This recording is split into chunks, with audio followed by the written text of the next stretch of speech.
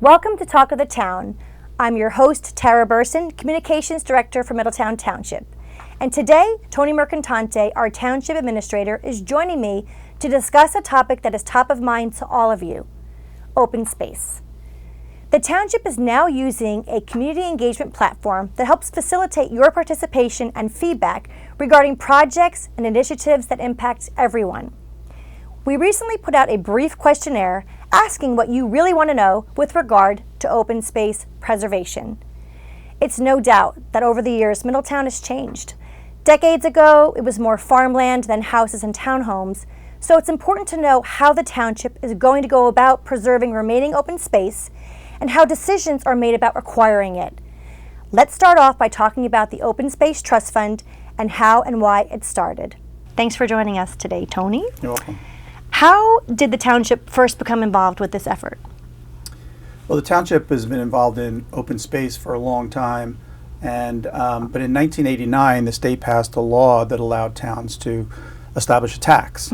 And Middletown did that in about 1998, 1999. They decided to pass a tax. Prior to that, the state used to have to go to the state, the Township had to go to the State Green Acres program to seek money to buy specific purposes, properties. This now allowed you to go to the state, apply for money to purchase properties. What would happen is the town would purchase the property, and you get 50% of the property of cost reimbursed to the township by the state. So that process really started for Middletown in 1999-2000, because in order to do that, you were required to have an open space plan. So I prepared the town's first open space plan, and it was adopted in 1999 and went into effect in 2000. Wow. And how much funding is currently available for open space acquisitions? So currently we collect about $4.9 million a year in open space tax revenue. There's been interest on the part of the Township Committee to increase that by another penny. So that should be on the ballot this year. If that were to pass, it would. The amount we'd get is about $6.6 million a year. It's a pretty hefty amount. It is a big amount, but as everyone knows, land's getting more expensive, just like everything else. So it's a challenge. So apart from this, are there other funding sources that the Township can tap into? Well, there's funding sources and there's strategies, right? There's other pots of money. Sometimes there are nonprofits that will work with you and contribute to the purchase of a property. Sometimes people are willing to donate property. That's not that uncommon. Sometimes people just, to get to a stage of their life, or maybe it's in an estate and they don't really have any use for the property, but they'd like to see it preserved. So they offer to donate it to the township. And in fact, one of the parks in the township in North Middletown is called Roosevelt Park. That was adopted in the 1920s or 1930s by actually a member of the Roosevelt family. So hence the name. Hence the name. Yeah. Wow. And so that brings me to my next question about how the transaction process gets started. So you say sometimes there's a property owner who comes to the township. Does the township seek out properties as well, and how do you go about doing that if you do? Sometimes every variety that you could think of is the way it really works. But if we become aware of a property that may be available, maybe on the market, we will reach out to the property owner. If we think it has some open space or recreational potential, we'll reach out to the property owner and see if they're interested in selling to the township. One of the first things people are always concerned about is, well, are you going to pay, is you, the town, going to pay me as much as I would make if I was selling it on the open market? And that's understandable. Understandable, yeah. And generally the answer is yes. We pay fair market value. Of course, some people have a different fair market value in mind than it turns out to be when you do an appraisal. And so sometimes there's a bit of a negotiation process in dealing with the property owners, but in most cases we've been successful in coming to terms on the majority of the properties we've tried to buy. And what would you say are some of the biggest challenges that the township has to consider before pursuing open space purchases? Well, there definitely are challenges. The town has to be careful not to buy a property that could end up costing it a lot of money. And one of the causes of that's been a big issue in recent years has been contamination. You can imagine that many properties that are undeveloped for a reason. Yeah. Sometimes it's because there's known contamination on the property. It might have been a former gas station. It might have had be a residential property that had a heating oil tank on the property that has leaked over the years. There's a variety of reasons. Monmouth County is unfortunate in the sense that we have what's called naturally occurring arsenic in our soils, and people hear arsenic and they think, oh my God, that's awful. Yeah. Well, the majority of soil around here does have naturally occurring arsenic in it. However, at certain levels, the state still will require us to clean that up or cap it. So that all of that's an added cost. So we have to look at the environmental cleanup issues with almost every property we look at these days and factor that into the purchase price. That in addition to buying it, we're going to have to spend maybe $500,000 to $1 million cleaning it up. Right. In some cases, it could be too expensive. It could be more expensive than the property is even valued at.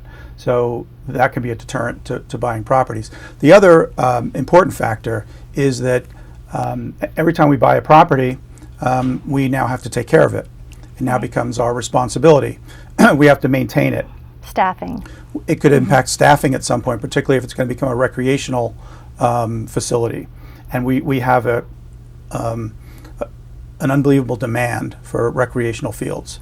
Every year, new leagues form, new organizations form who want field time, and sometimes we're just completely booked. So we have to say no to some people. So we're always looking to add baseball fields and soccer fields and basketball courts and tennis courts because there's a tremendous demand for them. So again, but then those things then add to the staffing needs and the maintenance needs and cleanup. And getting rid of trash and all those sorts of things, they all combine to have an impact on staffing.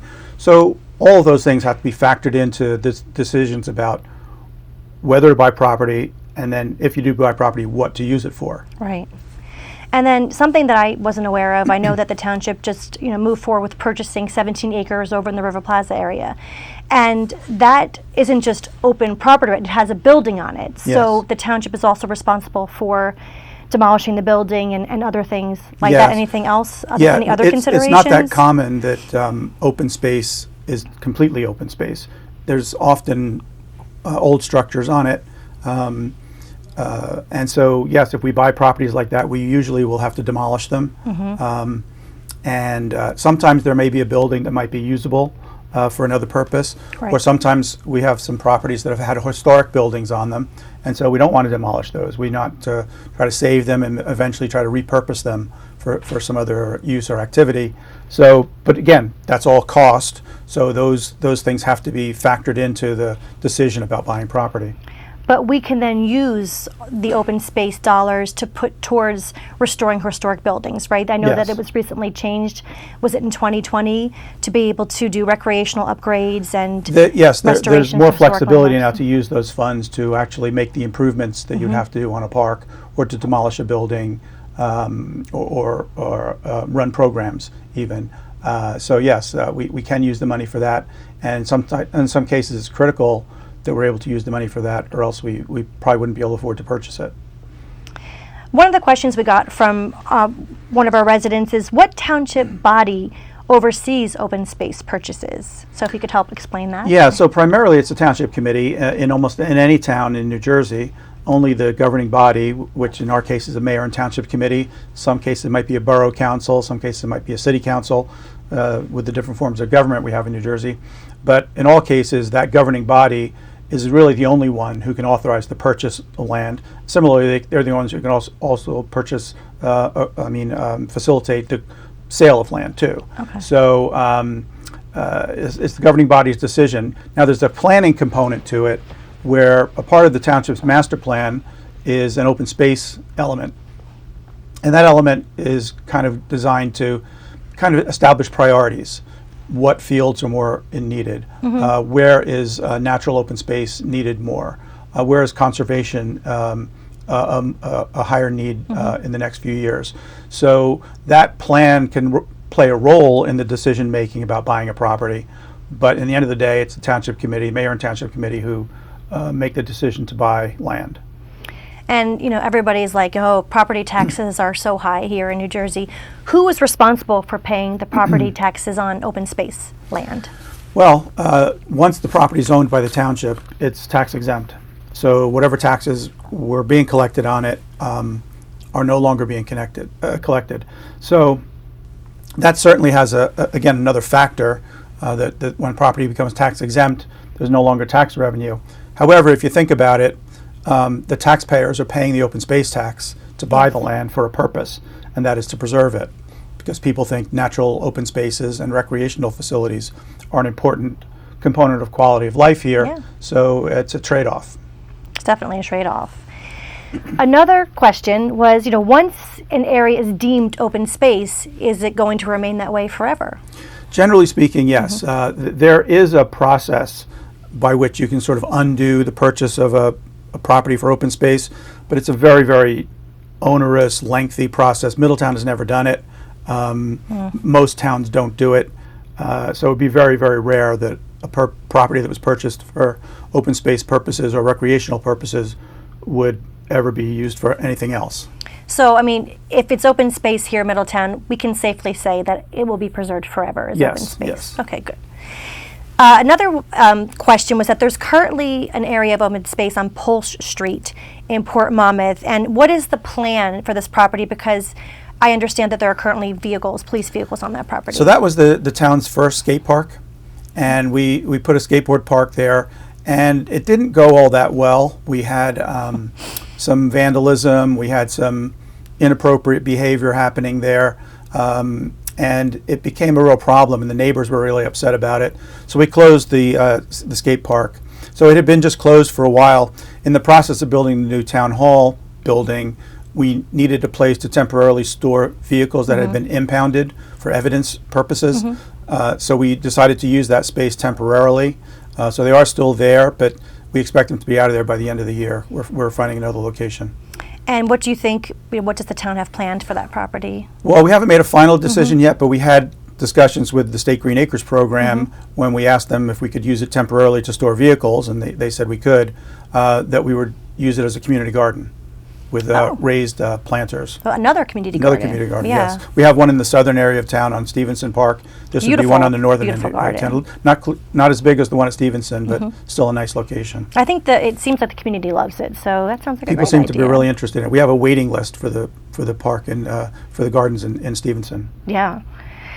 Okay, so this is a big question. As you know, our community is really concerned about overdevelopment. How do you strike a balance between preserving open space and also handling development and redevelopment?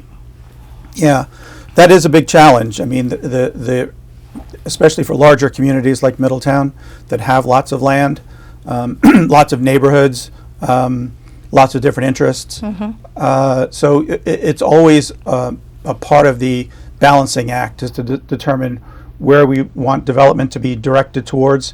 And our emphasis in the last several years has been to try to redevelop already developed properties, maybe improve them, maybe enhance them, maybe make a building a little bit bigger on a site that's already developed, as opposed to using undeveloped land for new uses. We also have to remember that it's important in a community like this to have a stable economic base, to have healthy businesses, healthy commercial areas, because if they're not healthy, if they're not successful, the amount they pay in property taxes will go down. And what that amount that goes down will get passed on to the residential taxpayers. We obviously want to minimize that from happening, so it's in everyone's interest to have healthy, vibrant commercial corridors. And as you know, we have two state highways, highways 35 and 36, and Newman Springs Road, which are major commercial corridors through township.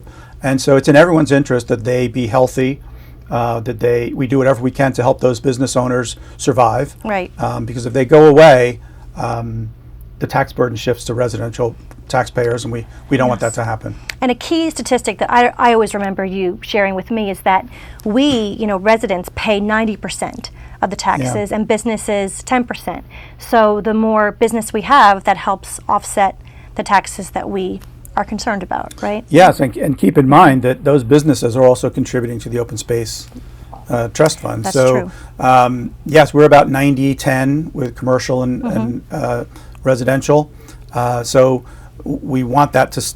We don't want that 10% to go down. If anything, we want it to gradually increase over time, and so that we don't wind up with a tax burden getting shifted to residents that didn't need to happen if we didn't focus heavily on keeping the commercial areas vibrant.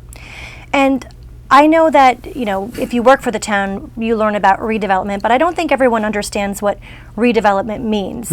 So I know that one of the things is you want to put development where it belongs, where smart development. So if it's near, the parkway, could you help people understand how you can take this into consideration? Development is one of the hardest things to explain to people because the first thing people usually say is, well, there was already a lot of traffic. Why should we add more traffic? Right. And that's a fair point. However, if you are going to add traffic somewhere, it should be in places where there's already traffic, because you already have the roads built, you have the infrastructure there, you have the traffic signals there, and they're designed for that traffic. So we want to re-emphasize redeveloping along our commercial corridors so that we can help those property owners stay vibrant and stay viable. What we've seen, for example, in the office market for a few years there, we had many empty office buildings. Well, COVID. COVID had a big impact, but it was starting to decline even before then. COVID had a huge impact on it. And now, because of more people now staying home and working from home, the office market has been troubled. And those property owners are filing tax appeals. And they're asking to have their taxes lowered because their properties aren't as valuable as they used to be. Well, that's bad news for the residents, because if their property value gets lowered by the tax court, everyone else is picking up the slack. We're not collecting any less tax revenue, it's just getting shifted. Right.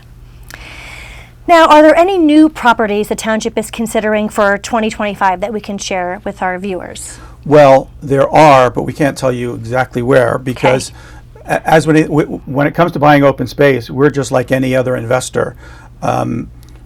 If we start talking publicly about a property we're interested in, suddenly other people get interested in it and the value goes up. So we have many properties in town that we've been talking to property owners about. In many cases, some property owners just aren't ready to sell yet. Sometimes there's a family member who wants to hang on to the property for sentimental reasons, and they're just not ready to sell yet. So sometimes it takes many years we develop a relationship with the property owners, and we work with them and let them know that when the time comes, we're ready. So there's several properties around town, probably 40 to 50 acres worth of property that we're in talks with, but they're just not quite ready yet. And what do you think this will be dedicated to? So we have the open space dollars, you have your sights set on certain properties. What will then become of these properties in a perfect world? Yeah, so it can be, some properties are just geared towards conservation, passive recreation, maybe walking trails. Like the River Plaza they're area. environmentally sensitive, and you want people to go there and enjoy them for their natural beauty and their ecology. But some properties are more geared towards being usable for recreation. As I said earlier, we always need more baseball fields. We always need more soccer fields. As soon as we build them, they're filled. So some properties lend themselves to that, some properties don't. And occasionally you come across properties that can do a little bit of both. Some places that have nice natural areas. Normandy Park is a good example, where we have soccer fields there, we have tennis courts, a roller hockey rink, and basketball courts. But there's also a significant part of that park that is just natural open space with a stream, and pretty. Really beautiful. So occasionally you get a property that you're lucky enough to be able to do both with.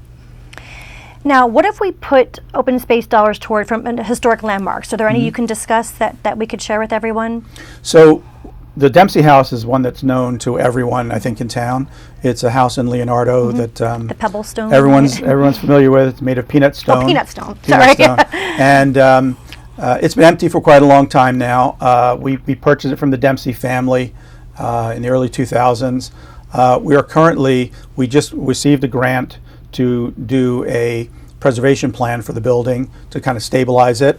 And now we're going to be starting to look for potential users for that building so that, an occupied building is always going to be better maintained than a non-occupied building. Right. So we're trying to get a user. We have a great relationship with a group called Navesink Maritime Group, who occupy the Grover House out on West Front Street.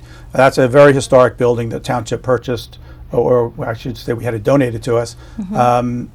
And it was moved over to Stevenson Park, and they now occupy the building as a tenant, and they keep the building maintained. So it's a great relationship. Yeah. So if we can hopefully find another user, a similar type of user who could use the space, doesn't generate much traffic or much noise or anything. It's just a nonprofit group that meet there from time to time. We also have the house on the Stevenson's Park. Yes. That was the Stevenson family. Sometimes when we acquire properties from families, they ask that we name the property after them. So we've done that in a few cases. Makes sense. It makes sense, and it gives them a little bit of an incentive, and they know that when they pass on, their name will always be associated with that legacy. property.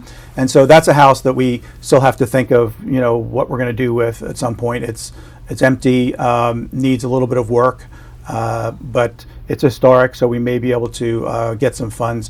In addition to open space monies, there are separate monies that we can apply for historic buildings. And probably the most complex one is the McLeod Rice House Yes, Croydon Hall. at Croydon Hall. That's probably one of the biggest houses in the township. It's about 13,000 square feet, and very historic. Just got listed on the National Register of Historic Places a couple of years ago, but also a big expense. It needs a lot of work. It needs a user who will be able to occupy most of the space. So that's a hard one to solve, but we're working on it. We do have a preservation plan in the works for that property. So hopefully we can start putting money aside each year to gradually get the building back into a place where it's habitable again, Right. and safe again, and then we can hopefully find a user for it. Didn't a president or governor, wasn't from New Jersey, supposed to have lived there or something at some point? Yeah, Woodrow Wilson, Yeah. apparently wrote an inauguration speech while visiting with the Rice family, I believe. Yeah, it's a really beautiful building. I know it's important to so many members of our community, so it's great that we can use open space funds to help restore important buildings like this. It wouldn't happen otherwise. Right, right. It just wouldn't happen. It's just too expensive. And I always think that there's a reason buildings were left abandoned, because they become even too expensive for the property owners to maintain. And so that's how the town often winds up with them. Is there anything that we didn't cover that you want our community to know about with regard to open space? Well, I don't think anything we didn't cover. I think we should reemphasize the idea that towns have to look at these things in a balanced way. We can't buy and preserve everything. It's not realistic. There's not enough money for that. And we also don't want everything to get developed that's undeveloped. Yeah. So we have to strike a balance. And we try to acquire properties over time, and we have to deal with certain properties being developed over time. And we try to develop in the smartest way we can. We try to preserve land in the smartest way we can. And there's never 100% agreement on the best way to do things, but we do our best. And we've been very successful so far. Since we started the open space tax in 1999, we've preserved 275 acres of land. That's about $30 million worth of land that we've saved. So it's been successful. It'll continue to be successful, and it'll keep our community a great place to live. Yeah. It's, I think, really important that this is a priority for the township. So thank you for taking the time to discuss this important topic. And for more information, you can visit middletownnj.org/openspace.